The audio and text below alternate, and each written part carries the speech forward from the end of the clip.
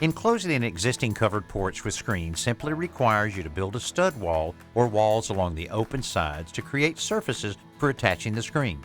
In this case, we're removing the rails because the spacing of the balusters is wrong and they're in bad shape.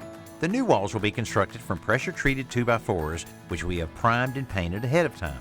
We begin with a horizontal piece aligned with the corner post and the trim board on the house. We're using 3-inch galvanized nails to secure the new material. Next, another horizontal piece is attached to the beam overhead before a vertical 2x4 connects the two.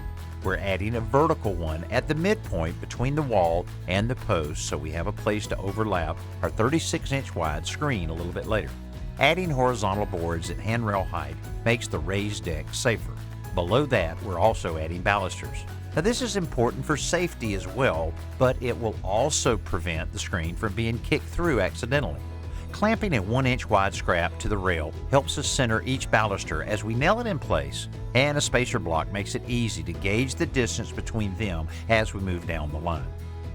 We're cutting the 36-inch wide screen to length for each opening before we begin stapling it in place. The important thing is to avoid wrinkles without pulling the screen so tightly that it stretches out of shape. Any excess screen is trimmed off with a utility knife. To cover the staples, we're nailing up treated wooden lattice strips along the edge of each 2x4. These are also pre-primed and painted like the studs to minimize painting with the screens in place. The opening for the screen door is simply 3/8 of an inch wider and taller than the door itself.